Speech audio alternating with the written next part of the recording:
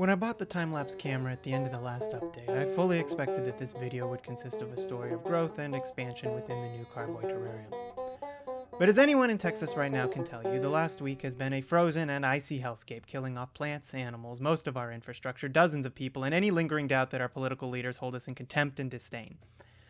And of course, trivial though they may be, my little terrariums have had a pretty rough go of it too. And since this channel is about terrariums and not about the entirely avoidable collapse of the state energy grid and the cascading effects of that, let's take a look at the footage and assess the damage. For the first 3 weeks, you can see that the new terrarium does grow up nicely, with the tomato plants reaching the top of the container after about 2 weeks. They spiral and twist during the day, perhaps tracking the sun, and seem to grow upward in bursts during the night. In the understory, chickweed, dandelions, and other herbaceous plants proliferate. The lily turf grasses grow slowly, but they persist. At least one snail goes over the glass, eating up the algae nightly. But growth stalls over about a week of overcast days starting on February the 10th, before disaster strikes on the night of the 14th. At the risk of over-dramatizing, let's go over the sequence of events. The ice storm came in 3 waves. First, on the night of the 13th and 14th, comes a wave of freezing rain.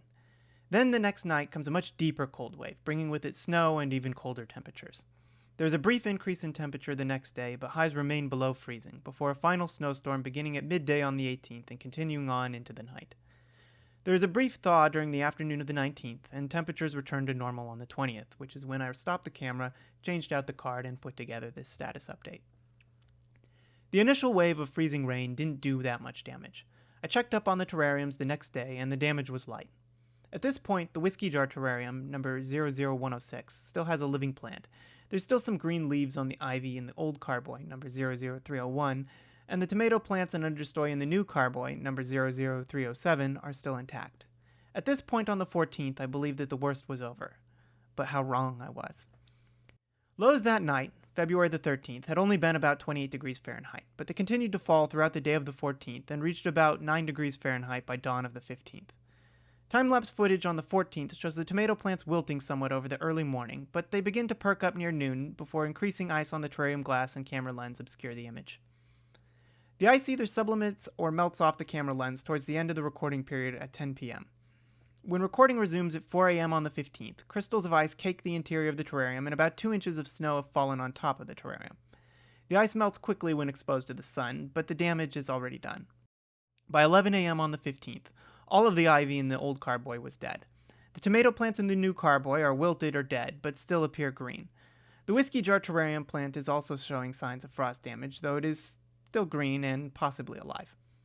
Most of the grasses and broadleaf plants in the new carboy are still alive at this point, however. Although temperatures warm up on the 15th, at this point power has been out for many hours and the interior of my house is approaching the freezing point.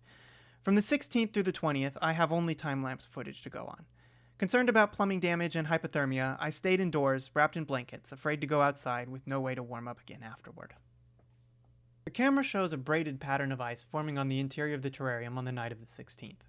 When it melts, it reveals that everything but the lily turf grass is blackened and dead. The 17th brings rain, followed by warmer temperatures, with a brief high in the low 40s. On the 18th, another snowstorm blocks the camera, and when it thaws, the 2 tallest blades of lily turf grass have turned from green to brown, but otherwise there's no damage. On the 19th and 20th, the snow melts and some minor movements of the grass indicate that it is beginning to recover.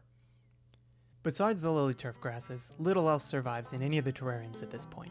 Some very small chervils are partly alive in the new carboy terrarium, as well as a small seedling that I think is a sticker burr, and the stems and close-in leaves of some of the other grasses. It is unclear whether these grasses will survive long term. There's no evidence whether the snails have survived. If they did, they must have been sheltering near the warmer center of the terrarium, and will not likely be active again until the temperature warms up over the next few days. In the old carboy terrarium, only the lily turf grasses survive, although the death of the other plants has revealed that the larger lily turf grass is quite immense. It's larger at this point than the mother plant it was originally cut from, and even after all of the leaves that were touching the glass have died in the storm. In the 1.0 terrariums, the whiskey jar terrarium plant is completely dead now. Mosses and algae in some of the other terrariums seem to be alive, and the moss in the pickle jar terrarium, number 00108, may have died off somewhat, but the bulk of it is still alive. So that's it. The storm did a lot of damage, killing off almost everything, but revealing that the lily turf grass is very tough and surprisingly cold resistant. question now is whether time and warmer weather will bring about a recovery and a second, or in the case of the whiskey bottle terrarium, a third, generation of growth, or whether the lily turf grasses will be the last thing standing.